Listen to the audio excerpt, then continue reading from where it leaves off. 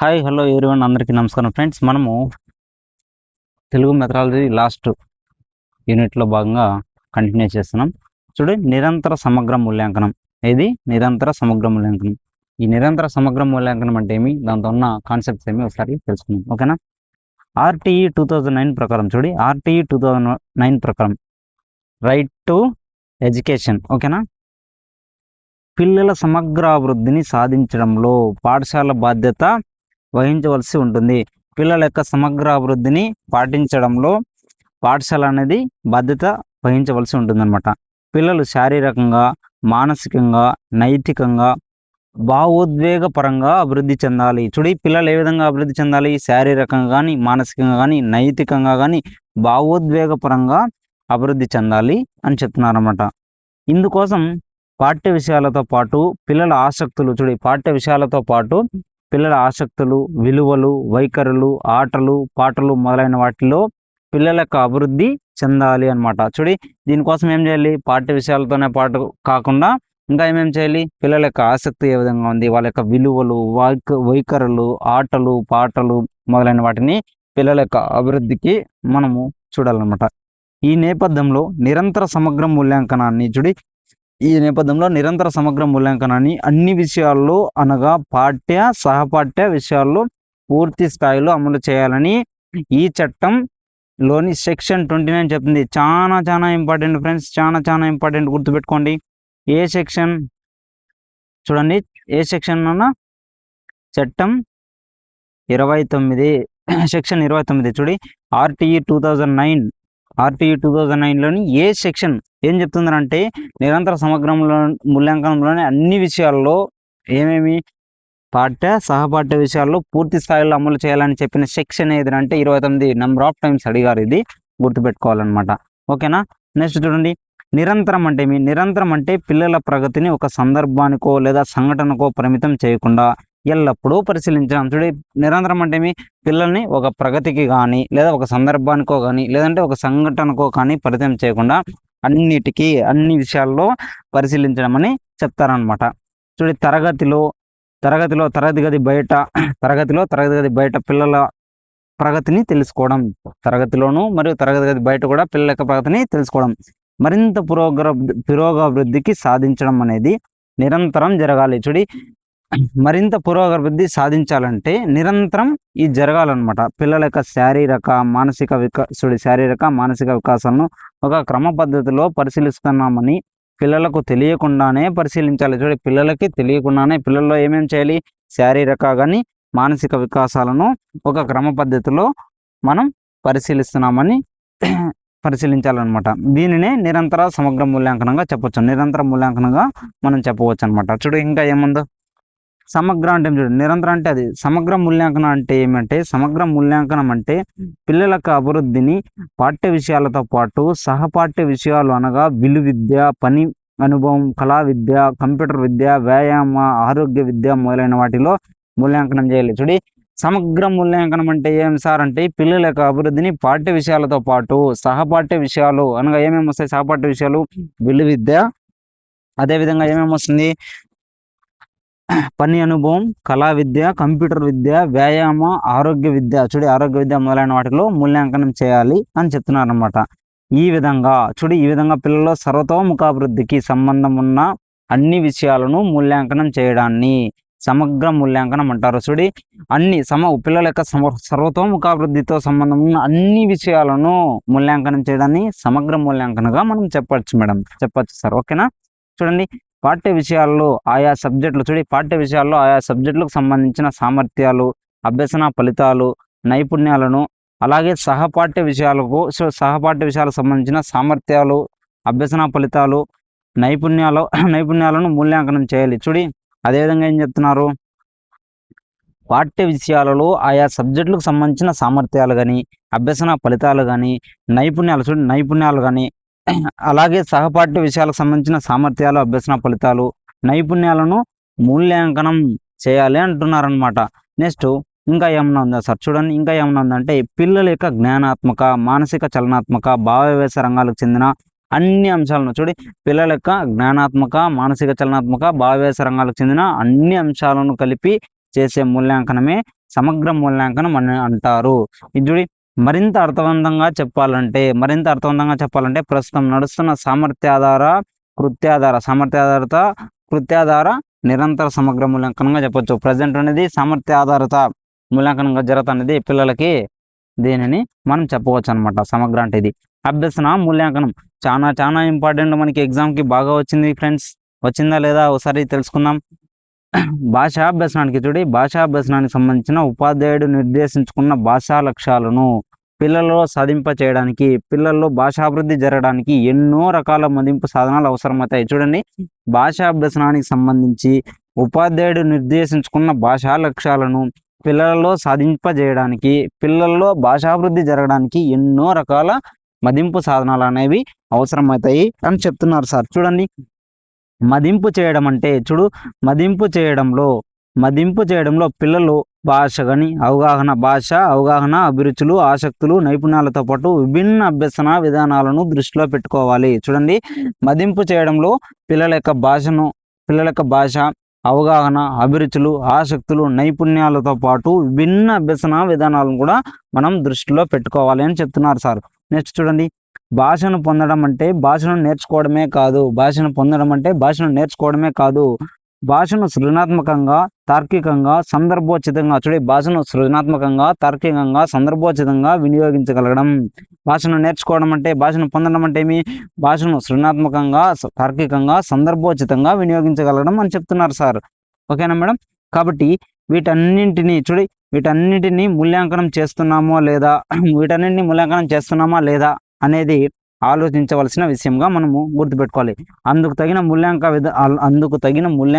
మూల్యాంకన విధానాలను, సాధనాలను మనము రూపొందించుకోవాలన్నమాట.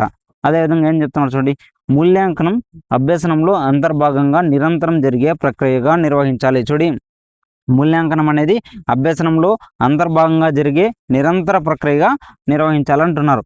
కింద చూడి, అందుకు సంబంధించిన కింద అవగాహన అనేది పొందాలన్నమాట. ఆ అంశాలు ఏవో ఉన్నాయి చూడండి, ఇంపార్టెంట్ చాలా. అభ్యసనం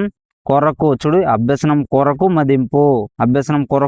మదింపు, ఇంకా ఏమేమి ఉంది సార్ చూడండి. అభ్యసనం కొరకు మదింపు, అభ్యసనం జరిగేటప్పుడు మదింపు, అభ్యసనం యొక్క మదింపు, assessment for learning, assessment as a learning, assessment of learning. అభ్యసనం కొరకు మదింపు, అభ్యసనం జరిగేటప్పుడు మదింపు, అభ్యసనం యొక్క మదింపు చాలా ఇంపార్టెంట్. కన్ఫ్యూజన్ అవుతారు, నీట్గా చెప్పుకుందాం మనం. ఓకేనా? అభ్యసనం కొరకు మదింపు అంటే ఏం సార్? చూడి, అభ్యసనం కొరకు మదింపు అంటే ఏమి? చూడి, పిల్లలు అభ్యసన ప్రక్రియలో అభ్యసనం కొరకు అంటే అభ్యసనం కొరకు. చూడి, పిల్లలు అభ్యసన ప్రక్రియలో లేదా కృత్యాలలో పాల్గొని నేర్చుకుంటున్నప్పుడు వారిని పరిశీలిస్తున్న విద్యార్థి నేర్చుకోవడంలో ఇబ్బంది పడుతున్నాడా?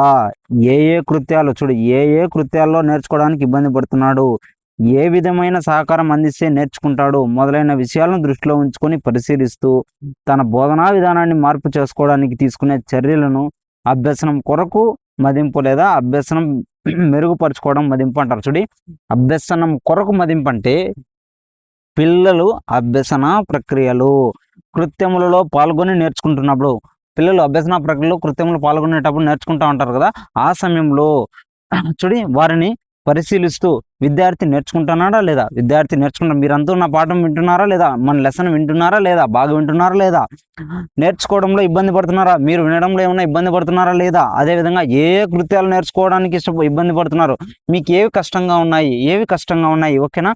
ఏ విధమైన సహకారం అందిస్తే నేర్చుకుంటాడు, మీకు ఎలా చెప్తే మీకు బాగా అర్థమవుతుంది అనే మొదలైన అంశాలను దృష్టిలో ఉంచుకొని పరిశీలిస్తూ, మిమ్మల్ని చూస్తూ, మీ యొక్క కామెంట్ సెక్షన్లో మీరు పెట్టే మెసేజ్ని చూస్తూ తన బోధనా విధానాన్ని మార్పు చేసుకోవడానికి తీసుకునే చర్యలు. చూడండి, నా యొక్క బోధనా విధానాన్ని మార్పు చేసుకోవడానికి తీసుకునే చర్యలను అభ్యసనం కొరకు మదింపు లేదా అభ్యసనం మెరుగుపరుచుకోవడానికి చేసుకునేదే మదింపు అని అంటాం అనమాట. చూసావా, ఇంపార్టెంట్ అనమాట.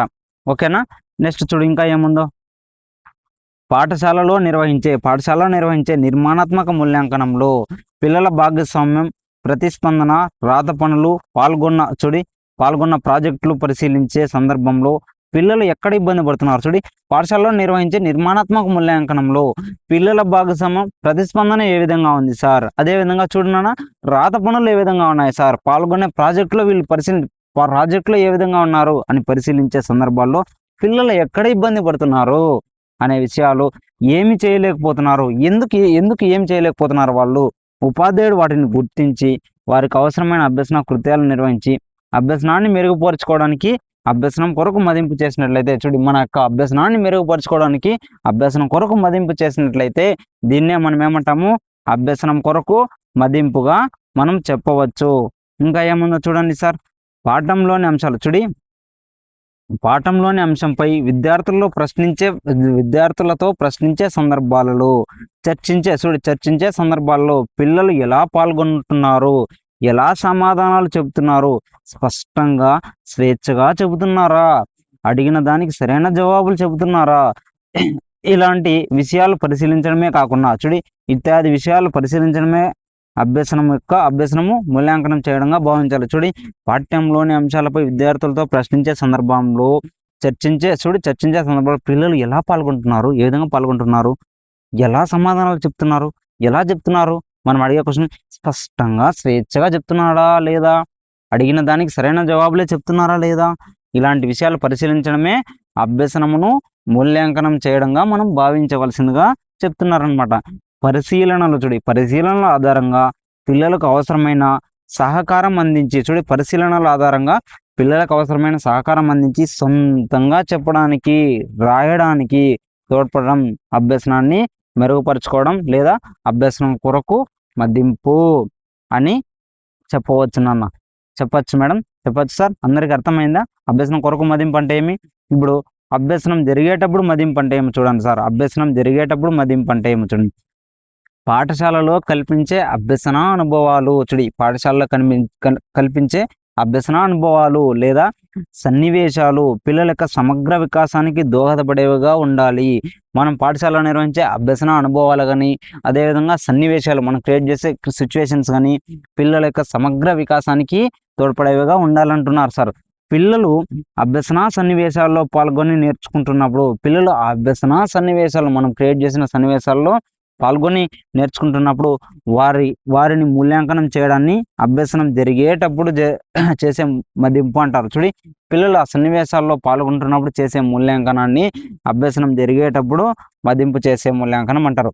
అంటే చూడండి, అభ్యసనం మూల్యాంకనం వేరు కాకుండా అభ్యసనం జరుగుతున్నప్పుడే మూల్యాంకనం జరుగుతుంది. చూడే వాళ్ళు నేర్చుకుంటున్నప్పుడే మూల్యాంకనం అనేది చేయడం జరుగుతుంది. దీన్ని అభ్యసనం జరుగుతున్నప్పుడే చేసే మూల్యాంకనం కాబట్టి ఇది అభ్యసనం జరుగుతున్నప్పుడే మూల్యాంకనం, అభ్యసనం జరిగేటప్పుడు మదింపు అంటారు. Assessment as a learning.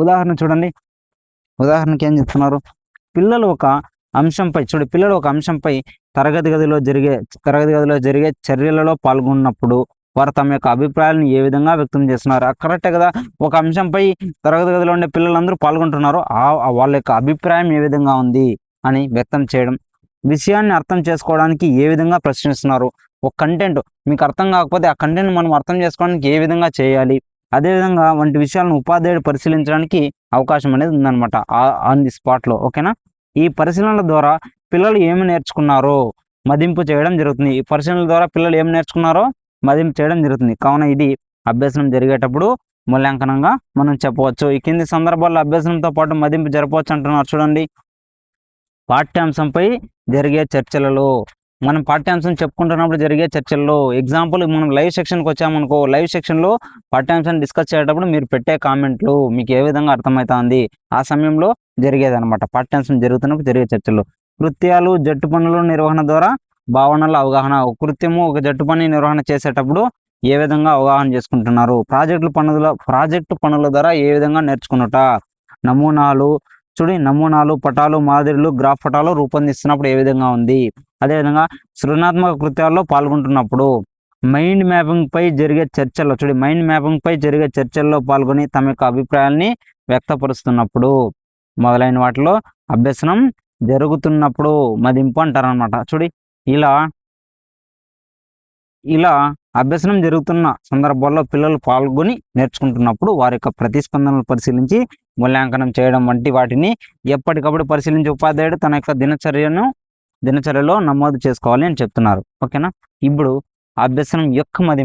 అభ్యసనం కొరకు మదింపు నేర్చుకున్నాం, అభ్యసనం జరుగుతూ ఉన్నప్పుడు మదింపు నేర్చుకున్నాం. ఇప్పుడు అభ్యసనం యొక్క మదింపు ఏదో చూద్దాం ఒకసారి. ఓకేనా, అభ్యసనం యొక్క మదింపు చూడి, పిల్లలు ఆయా సామర్థ్యాల్లో ఎంత అభివృద్ధి చూడు పిల్లలు ఆయా సామర్థ్యాల్లో ఎంత అభివృద్ధి చెందారో, ఎంతవరకు నేర్చుకుంటున్నారో తెలిపేదే అభ్యసనం యొక్క మూల్యాంకనం. చూడు అభ్యసనం యొక్క మూల్యాంకనం పిల్లల వివిధ అభ్యసన కృత్యాల్లో పాల్గొంటున్న వివిధ భావనలు, వ్యవహార రూపాలు, ప్రక్రియ నేపాలు పెంపొందుతారు. చూడండి పిల్లలు ఆయా సామర్థ్యాలలో ఎంత అభివృద్ధి చెందారు, ఎంతవరకు నేర్చుకున్నారో తెలిపేదే అభ్యసనం యొక్క మూల్యాంకనం అంటారనమాట. అభ్యసనం యొక్క మూల్యాంకనం చూడి పిల్లలు ఏ సామర్థ్యాల్లో ఎంత అభివృద్ధి చెందారనమాట, ఎంతవరకు నేర్చుకున్నారో తెలిపేదే అభ్యసనం యొక్క మదింపు అంటారు. చూడి పిల్లలు వివిధ అభ్యసన కృత్యాలలో పాల్గొంటూ వివిధ భావనలు, వ్యవహార రూపాలు, ప్రక్రియ నైపుణ్యాలు అనేవి పొందుతారు. కరెక్టే కదా. ఇలా పిల్లలు పొందిన జ్ఞానాన్ని కొంతకాలం తర్వాత పరీక్షించడమే అభ్యసనం యొక్క మూల్యాంకనం అంటారు. చూడి పిల్లలు నేర్చుకున్న వాటిని కొంతకాలం తర్వాత మనము పరీక్షించడాన్ని అభ్యసనం యొక్క మూల్యాంకనం అంటారు. పిల్లలు అభ్యసనం చేస్తున్నారు ఆ చేస్తున్న వాటిని మనం గమనించి తర్వాత బోధనలో మార్పులు చేస్తే అభ్యసనం కొరకు మదింపు. అదే పిల్లలు ఒక సన్నివేశ కృత్యాన్ని చేస్తున్నప్పుడు మనం అదే విధంగా అప్పుడే మనము మదింపు చేస్తే, అప్పుడే వాటిని సరిదిద్దితే అది అభ్యసనం జరుగుతున్నప్పుడు మదింపు. అదే పిల్లల యొక్క అభ్యసనం యొక్క మదింపు అంటే పిల్లలు ఆల్రెడీ నేర్చుకున్న అంశాలను కొంతకాలం తర్వాత మనము మూల్యాంకనం చేస్తే, పరీక్షిస్తే అది అభ్యసనం యొక్క మదింపుగా చెప్పవచ్చు అనమాట. ఇది పిల్లలు గ్రేడుల రూపంలో ప్రదర్శనమవుతుంది. ఇది పిల్లల యొక్క గ్రేడులు మార్కుల రూపంలో మనకి ప్రదర్శనమవుతుంది అనమాట. ఇది ఉపాధ్యాయుల చేత మూల్యాంకనం చేయబడుతుంది. కరెక్టే. ఇది సంవత్సరానికి 3 సార్లు జరుగుతుంది అనమాట. ఇది సంవత్సరానికి ఎన్నిసార్లు జరుగుతుంది? 3 సార్లు. ఈ విధానంలో విద్యార్థులు ఒకే విధంగా మూల్యాంకనం చేయబడతారు. ఈ విధానంలో విద్యార్థులందరూ ఒకే విధంగా మూల్యాంకనం చేయబడతారు అనమాట. ఒక టర్మ్ పూర్తయిన తర్వాత నిర్వహించే పరీక్షల్ని అభ్యసనం యొక్క మదింపు అంటారు. గుర్తుపెట్టుకోండి, ఒక టర్మ్ పూర్తయిన తర్వాత నిర్వహించే పరీక్షల్ని అభ్యసనం యొక్క మదింపుగా మనం చెప్పవాలి. చాలా ఇంపార్టెంట్. అభ్యసనం యొక్క మదింపు లక్షణాలు కూడా ఇంపార్టెంట్. కేవలం ఉపాధ్యాయులు లేదా బాహ్య నిరీక్షల ఆధారంగా పిల్లల యొక్క ప్రగతిని అంచనా వేస్తుంది. పిల్లల యొక్క ప్రగతి ఫలితాలు, మార్కులు, గ్రేడ్ల ద్వారా ప్రదర్శితం అవుతాయి. పిల్లలందరినీ ఒకే విధానంలో మూల్యాంకనం చేయడం జరుగుతుంది. అభ్యసనం యొక్క మదింపు లక్షణాలు చూడండి. ఈ విధానంలో యాజ్ ఎ టీచర్గా మనం ఏం గుర్తుంచుకోవాలో చూద్దాం ఒకసారి. ఉపాధ్యాయులుగా అన్ని సామర్థ్యాలు పరిశీలించాలి. సామర్థ్యాధారిత పరీక్షా పత్రం ఉపాధ్యాయుడు స్వయంగా తయారు చేసుకోవాలన్నమాట. అన్ని సామర్థ్యాలు పరిశీలించాలి. సామర్థ్యాధారిత పరీక్షా పత్రంను ఉపాధ్యాయుడే స్వయంగా తయారు చేసుకోవాలి. పిల్లల యొక్క జవాబు పత్రాలు పరిశీలించినప్పుడు ఎక్కడ వెనుకబడ్డారో గుర్తించి వాటిని సరిచేయడానికి బోధనా వ్యూహాలు అనేవి రూపొందించాలి. ఖచ్చితంగా పిల్లల యొక్క జవాబు పత్రాలు పరిశీలించిన తర్వాత ఏం చేయాలి? వాళ్ళు ఎక్కడ వెనుకబడ్డారో వాటిని గుర్తించాలన్నమాట. ఓకేనా. మనము దానికి ఇప్పుడు ఎగ్జాంపుల్ ఏమంటే, మనం ఎగ్జామ్ కండక్ట్ చేసామనుకో, ఆ ఎగ్జామ్లో మీరు రాసే మార్కులు, మీరు ఎక్కడ వెనకబడ్డారు, ఏ టాపిక్లో వెనకబడ్డారు, ఆ టాపిక్ని మరింత ఈజీగా మనం ఏ విధంగా చెప్తే వాళ్ళకి అర్థమవుతుంది అని మన యొక్క బోధనా విధానాన్ని మార్చుకోవడాన్ని మనము ఇక్కడ చెప్తున్నారనమాట. ఉపాధ్యాయులు గుర్తుపెట్టుకోవాలి. ఉపాధ్యాయులు తమ యొక్క అభ్యసన ప్రక్రియను మెరుగుపరచుకోవాలి. ఖచ్చితంగా మెరుగుపరచుకోవాలి. అభ్యసనాన్ని ఎలా మదింపు చేయాలి? అభ్యసనాన్ని ఎలా మదింపు చేయాలి చూద్దామా. పిల్లల ప్రగతిని నమోదు చేయడానికి ప్రత్యేక మాపనలు రూపొందించాలి. పిల్లల యొక్క ప్రగతిని మాపనం చేయడానికి ప్రత్యేక మాపనాలు రెడీ చేసుకోవాలి. పిల్లల నోటు పుస్తకాలు కానీ, డైరీలు కానీ, పోర్ట్ఫోలియో, సంఘటన రచన, జట్టు నివేదికలు, ఉపాధ్యాయుని పరిశీలనలు మొదలైన వాటినన్నింటినీ మదింపు సాధనంగా ఉపయోగించుకోవాలి.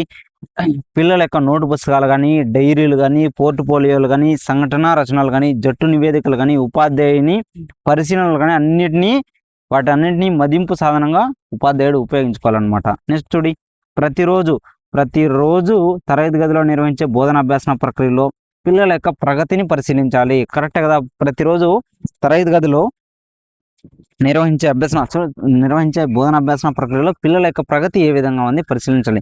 ప్రతి అంశంపై మార్కులు, గ్రేడ్లను నమోదు చేయాలి. నెక్స్ట్ మూల్యాంకనం కోసం రూపొందించే ప్రశ్నలు కేవలం పాఠ్యపుస్తకం విషయానికే పరిమితం కాకుండా ఆలోచింపజేసేవిగా, బహుళ సాధనాలుగా వచ్చేవిగా, సవాలుతో కూడినవిగా ఉండాలి. మూల్యాంకనం కోసం రూపొందించే ప్రశ్నలు కేవలం ఓన్లీ ఒక పాఠ్యపుస్తకానికే కాకుండా, విషయానికే పరిమితం కాకుండా ఆలోచింపజేసేవిగా ఉండాలి. బహుళ సాధనాలుగా వచ్చేవిగా, సవాలుతో కూడినవిగా ఉండాలన్నమాట. కేవలం అభ్యసన ఫలితాలు కాకుండా అభ్యసన అనుభవాలను మూల్యాంకనం చేయాలి. కేవలం అభ్యసన ఫలితాలనే కాకుండా అభ్యసన అనుభవాలను కూడా మనం మూల్యాంకనం చేయాలి. పిల్లల యొక్క జవాబు పత్రాలను వారి సమక్షంలోనే దిద్దాలన్నమాట. పిల్లల యొక్క ఆన్సర్ షీట్‌ని వారి సమక్షంలోనే దిద్దాలి. లేదా పిల్లలతో సరిదిద్దించాలి. లేదా పిల్లలతోనే సరిదిద్దించాలన్నమాట. స్వీయ మూల్యాంకనాన్ని ప్రోత్సహించాలి. పిల్లలు తమంతట తామే తప్పులను సరిదిద్దుకునేకి ట్రై చేయాలి. పిల్లలు తమకు తాము సరిదిద్దుకోవడానికి ప్రయత్నిస్తారనమాట. అప్పుడు కరెక్టే.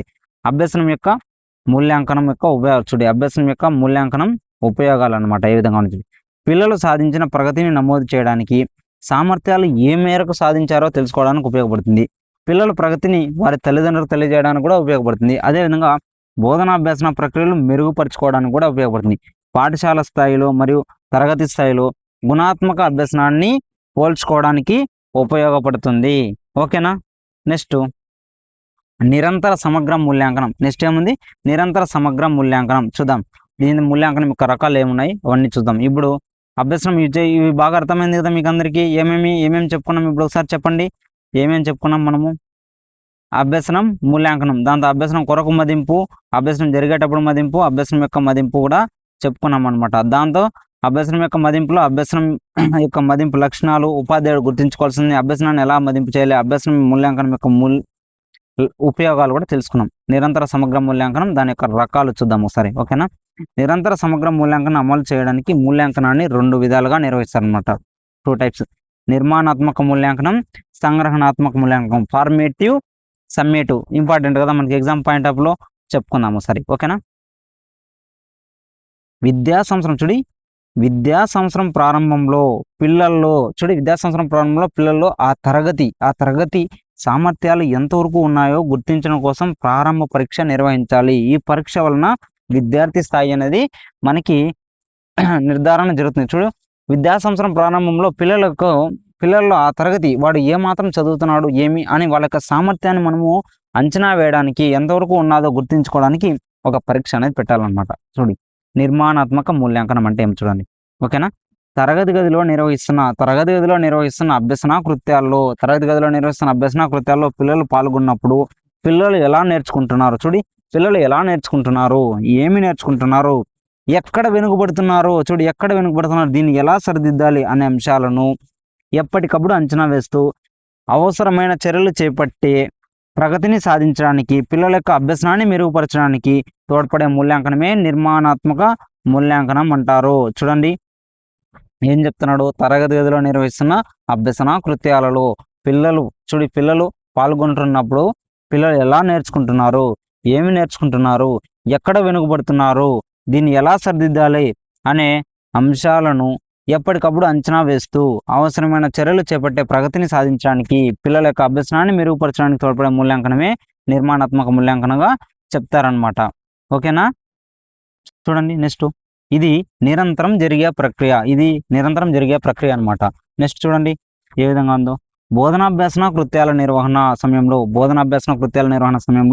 ఆ తరువాత పిల్లలు తోటి వారితో కలిసి పనిచేస్తున్నప్పుడు కానీ, ఇంటి పని, ప్రాజెక్టు పని, నోటు పుస్తకాలు మొదలైన వాటి ఆధారంగా పిల్లల యొక్క ప్రగతిని అంచనా వేయవచ్చు. ఇది నిరంతరం జరిగే ప్రక్రియగా చెప్పవచ్చు.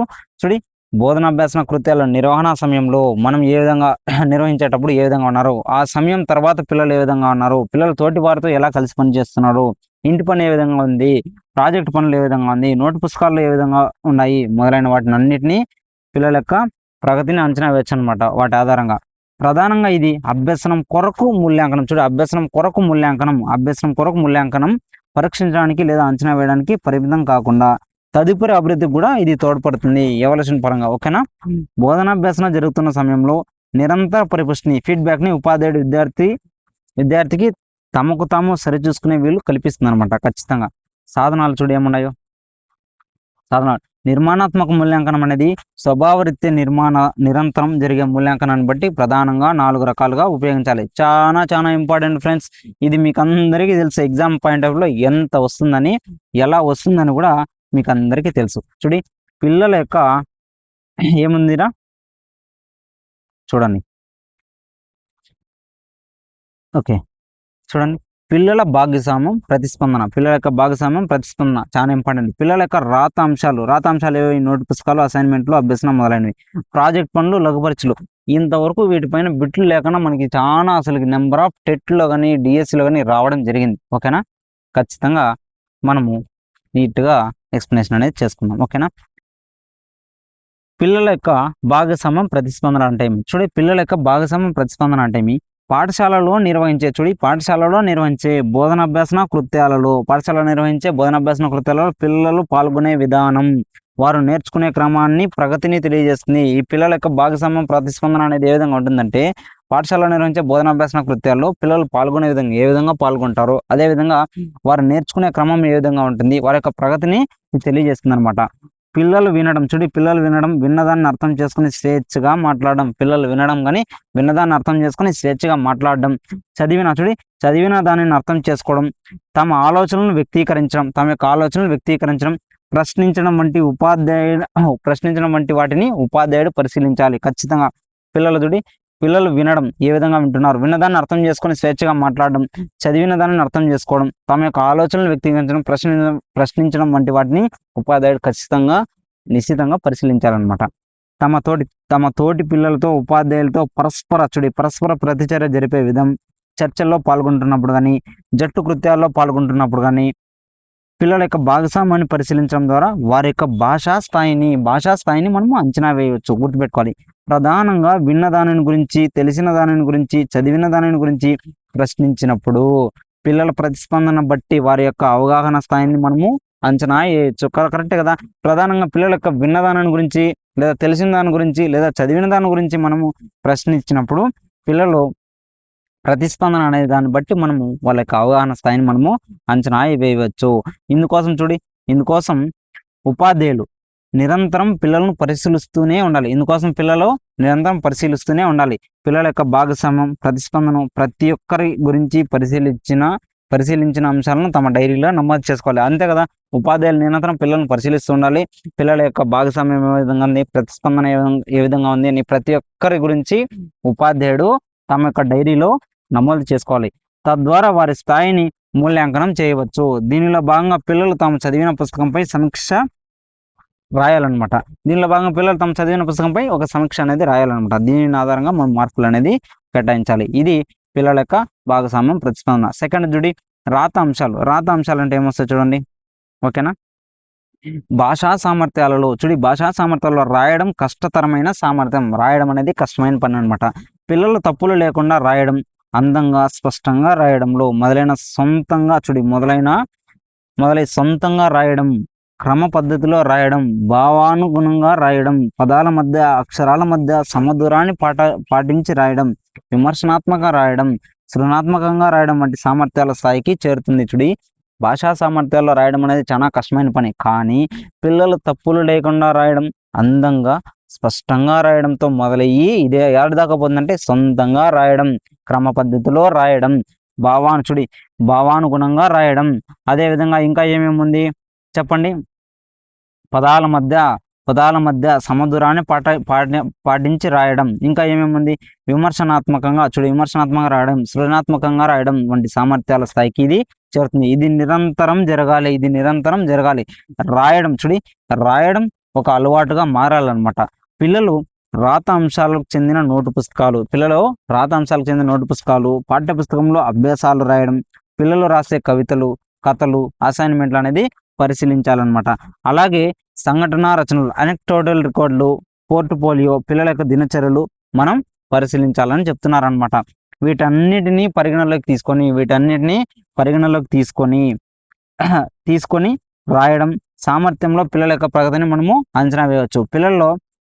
పిల్లలను వ్యక్తిగతంగా పరిశీలించి తన యొక్క దినచర్యలో నమోదు చేసుకోవాల్సి ఉంటుందన్నమాట. ఇవి రాత అంశాలు అనమాట. భాషా సామర్థ్యాల్లో రాయడం కష్టతరమైన పని అని చెప్పుకున్నాం. అదేవిధంగా పిల్లలు తప్పులు లేకుండా ఎలా రాయాలి రాయడం నేర్చుకుంటారు. రాయడం అందంగా, స్పష్టంగా రాయడంతో మొదలవుతుంది. ఏమేం చేస్తారు వాళ్ళు?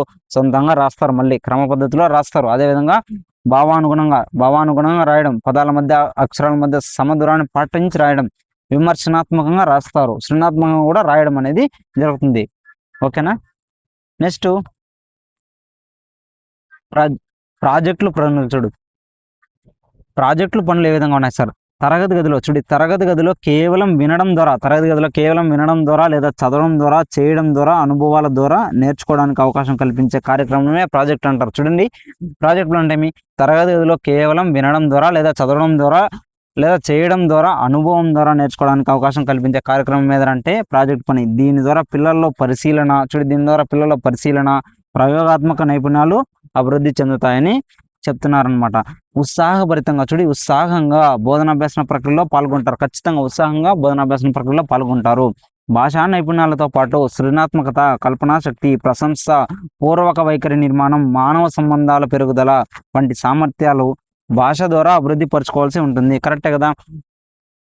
ఏమేమంటున్నారు? భాషా నైపుణ్యాలతో పాటు క్రియేటివిటీ ఉండాలి, కల్పనా శక్తి ఉండాలి, అదేవిధంగా ప్రశంస, పూర్వక వైఖరి నిర్మాణం, మానవ సంబంధాల పెరుగుదల వంటి సామర్థ్యాలు భాష ద్వారా అభివృద్ధి పరచుకోవాల్సి ఉందన్నమాట. ఇవి ప్రాజెక్ట్ పనులు. ఇవి ప్రాజెక్ట్ పనులు నిర్వహించడం ద్వారా ఖచ్చితంగా సాధ్యమవుతుంది. వీటినన్నింటినీ ప్రాజెక్ట్ పనుల ద్వారా సాధ్యమవుతుంది అనమాట. ఎన్సిఎఫ్ ఏపీ ఎన్సిఎఫ్ వచ్చి 2011 ఏపీ ఎన్సిఎఫ్ 2011లో పేర్కొన్నట్లు అభ్యసనం పాఠ్యపుస్తక పరిధి దాటాలి. అభ్యసనం అనేది పాఠ్యపుస్తకం పరిధి దాటాలి అని చెప్తున్నారు అనమాట. అదనపు పఠనా సామాగ్రి పిల్లలు చదవాలి అని చెప్తుందనమాట. ఇందుకోసం అనేక కృత్యాలు, సామర్థ్యాల సమూహారమై ప్రాజెక్టుల పనులు నిర్వహించాలి. ప్రస్తుత తెలుగు వాచకంలో పాఠం వెనుక ప్రాజెక్ట్ పనిని ఇవ్వడం జరిగింది ప్రజెంట్ ఉన్న పుస్తకాల్లో. ఓకేనా. వీటిని పిల్లలతో చేయించాలి. నివేదికలు రాయించాలి. ఈ నివేదికలను పోర్ట్ఫోలియోలో భద్రపరచాలి. పిల్లలు రాసిన వాటిని మనం ఎక్కడ భద్రపరచాలి? పోర్ట్ఫోలియో భద్రపరచాలి. వీటి ఆధారంగా పిల్లల యొక్క ప్రగతిని వ్యక్తిగతంగా ఉపాధ్యాయుడు నమోదు చేయవలసి ఉంటుంది. నెక్స్ట్ లఘు పరీక్ష అంటే లఘు పరీక్ష మనకి స్లిప్ టెస్ట్. మీరందరూ రాశారనుకుంటా స్లిప్ టెస్ట్. ఓకేనా, రాయింటారు. నిర్మాణాత్మక మూల్యాంకనంలో పిల్లల యొక్క సామర్థ్యాల సాధనను ఒక చిన్న పరీక్ష రూపంలో కూడా పరిశీలించవలసి ఉంటుంది. నిర్మాణాత్మక మూల్యాంకనంలో భాగంగా పిల్లల యొక్క సామర్థ్య సాధనను ఒక చిన్న పరీక్ష రూపంలో కూడా పరిశీలించవలసి ఉంటుంది అనమాట. దీనినే లఘు పరీక్ష అంటారు. ఇది సాధారణంగా నిర్వహించే రాత పరీక్ష అయితే కాదు. దీనిని నిర్వహించడానికి ప్రత్యేక సమయం కానీ, ముందస్తు ప్రణాళిక కానీ, పిల్లలకు ముందే చెప్పవలసిన అవసరం కానీ లేదు. చూడండి, అప్పటికప్పుడు పిల్లల స్థాయిని అంచనా వేసే పరీక్ష అనమాట ఇది. ఒక పాఠం పూర్తయిన తర్వాత కానీ, సృజనాత్మకత గురించి కానీ, వ్యాకరణాంశాల గురించి కానీ, చదివింది అర్థం చేసుకోవడం గురించి కానీ లఘు పరీక్షలు నిర్వహించవచ్చు అనమాట. ఈ చిన్న చిన్న టెస్టులు నిర్వహించవచ్చు. ప్రశ్నలు నల్లబలలపై వ్రాయాలి. పిల్లల యొక్క సమాధానాలు ఒక నోటు పుస్తకంలో రాయాలన్నమాట. ఈ ప్రశ్నలు అనేవి నల్లబలపై వ్రాయాలి. పిల్లల యొక్క సమాధానాలు అనేవి ఎక్కడ రాయాలి? నోటు పుస్తకంలో రాయించాలన్నమాట. నిర్మాణాత్మక మూల్యాంకన నిర్వహణ. చూసారా, ఇది ఈ 4 చాలా ఇంపార్టెంట్. ఏవేవి చెప్పుకున్నాం ఇప్పుడు చెప్పండి? పిల్లల యొక్క భాగస్వామ్యము, ప్రతిస్పందన. ఓకేనా మేడం? పిల్లల్లో రాత అంశాలు, మళ్ళీ ప్రాజెక్ట్ పనులు, లఘు పరీక్షలు. ఓకేనా, వీటి గురించి ఇది. ఓకేనా. నెక్స్ట్ చూడండి ఏముందో. నిర్మాణాత్మక మూల్యాంకన నిర్వహణ. నిర్మాణాత్మక మూల్యాంకనం ఒక విద్యా సంవత్సరంలో 4 సార్లు నిర్వహించాలి. నిర్మాణాత్మక మూల్యాంకనం అనేది ఒక ఇయర్లో 4 సార్లు నిర్వహించాలి. అది జూలై, ఆగస్ట్, నవంబర్, ఫిబ్రవరి. గుర్తుపెట్టుకోవాలి, జూలై, ఆగస్ట్, నవంబర్, ఫిబ్రవరి. జూన్ తర్వాత జూలై వస్తుంది. జూలైలో ఒకటి, మళ్ళీ ఆగస్టులో ఒకటి, నవంబర్లో ఒకటి, ఫిబ్రవరిలో నిర్వహించాలి. నిర్మాణాత్మక మూల్యాంకన సాధనాల ప్రకారం మార్కులు, గ్రేడింగ్ నమోదు చేయాలన్నమాట. నిర్మాణాత్మక మూల్యాంకన సాధనాల ప్రకారం మార్కులను కానీ, గ్రేడింగ్ కానీ నమోదు చేయాలి. నిర్మాణాత్మక మూల్యాంకనం అనేది 50 మార్కులకి 50 మార్క్స్కి నిర్వహించడం జరుగుతుంది. ఈ మార్కుల విభజన కింది విధంగా ఉంటుందంటూ అంటున్నారు. ఇది చాలా ఇంపార్టెంట్. గుర్తుపెట్టుకోండి మీరు. పిల్లల యొక్క భాగస్వామ్యం ప్రతిస్పందనకి 10 మార్కులు ఇవ్వాలి. రాసిన దానికి 10 మార్కులు ఇవ్వాలి. ప్రాజెక్ట్ పనులకి 10 మార్కులు. లఘు పరీక్షలకు 20 మార్కులు. మొత్తం 50 మార్కులకు వస్తుంది. చూసారా, పిల్లలు సింపుల్. ఇక్కడ ఏం గుర్తుపెట్టుకోవాలి? లఘు పరీక్ష చిన్న ప్రశ్నలు. స్లిప్ టెస్ట్ అంటున్నాం కదా, ఆ స్లిప్ టెస్ట్కి 20 మార్కులు ఇచ్చేయండి. ఎన్ని ఇస్తారు? 20 మార్కులు. తర్వాత ప్రాజెక్ట్ పనికి వానికి ఒక ప్రాజెక్ట్ వేయండి. ఒక పిల్లని పిలుచుకోండి, రే నాన్న నీకు ప్రాజెక్ట్ ఇస్తున్నా, నువ్వు ప్రాజెక్ట్ బాగా రాస్తే నీకు 10 మార్కులు వేస్తా. అయిపోయా. రాత అంశాలు, రే నాన్న నీకు క్వశ్చన్స్ ఇస్తాను, నువ్వు రాసావనుకో నీకు 10 మార్కులు వేస్తా. ఓకేనా. పిల్లల యొక్క భాగస్వామ్యం ప్రతిస్పందన. వాళ్ళు పిల్లలు తాము చదివిన పుస్తకం గురించి సమీక్ష చేసేటప్పుడు బాగా చెప్పినారనుకో, బాగా ప్రతిస్పందన వచ్చిందనుకో 10 మార్కులు అనేది ఇవ్వచ్చు అనమాట. మొత్తం ఎన్ని మార్కులు? 50 మార్కులు. చాలా ఇంపార్టెంట్. ఆర్డర్ చాలా సార్లు అడుగుతాం మనకి. ఎన్నిసార్లు? పిల్లల యొక్క లఘు పరీక్ష నిర్మాణాత్మక మూల్యాంకనంలో పిల్లల యొక్క లఘు పరీక్షకు కేటాయించిన మార్కులన్నీ 20 మార్కులు. ప్రాజెక్ట్ పనులకి ఎన్ని మార్కులు? 10 మార్కులు. రాత అంశాలకి ఎన్ని? 10. పిల్లల యొక్క భాగస్వామ్యానికి ఎన్ని అని అడిగే ఛాన్సెస్ చాలా ఉన్నాయి సార్. ఒకవేళ ఒకవేళ వాడు వాడు ఒకవేళ సార్ మాకు పర్సంటేజ్ అడిగితే చెప్పండి, పర్సంటేజ్ చూడి 20ని 40 చేయండి, ఇది 10 మార్కులు అంటే 20 మార్కులు, ఇది 10 మార్కులు అంటే సారీ 20%, ఓకేనా? అంతే. పిల్లల యొక్క భాగస్వామ్యంపై భారతం అడిగితే ప్రతిస్పందనపై 20%, రాతాంశాలు 20%, ప్రాజెక్ట్ పనులు 20%, లఘు పరీక్ష 40%గా గుర్తుపెట్టుకోవాలి, ఓకేనా? ఇది దానికి సంబంధించింది. చూడి, పిల్లల యొక్క భాగస్వామ్య ప్రతిస్పందన అనేది పిల్లలు తాము సాధించిన పుస్తకంపై జరుగుతుంది అనమాట. అదేవిధంగా రాతాంశాలు అనేది దేని మీద ఉంటాయి? పిల్లల పుస్తకాలు, అసైన్మెంట్లు, పోర్ట్ఫోలియో మొదలైనవి చెప్పుకున్నాం ఆల్రెడీ. ప్రాజెక్ట్ పని అంటే పిల్లలు నిర్వహించిన ప్రాజెక్టులు, వాటి నివేదిక. లఘు పరీక్ష అనేది పిల్లలు జవాబులు రాసిన నోటు పుస్తకాలపై ఉంటుంది. ఇది ఇక్కడ సంబంధించింది. మనము నెక్స్ట్ వీడియోలో, నెక్స్ట్ పార్ట్లో చాలా ఇంపార్టెంట్ కాబట్టి నెక్స్ట్ పార్ట్లో మనము సంగ్రహణాత్మక మూల్యాంకనం, ఏది సంగ్రహణాత్మక మూల్యాంకనం గురించి తెలుసుకుందాం. ఓకేనా ఫ్రెండ్స్? ఓకే, లైక్ చేయండి, షేర్ చేయండి, సబ్స్క్రైబ్ చేయండి మీకు నచ్చితే, ఓకేనా? Thank you so much. నెక్స్ట్ వీడియోలో మళ్ళీ కలుద్దాం, ఓకేనా friends? Bye bye, see you, take care.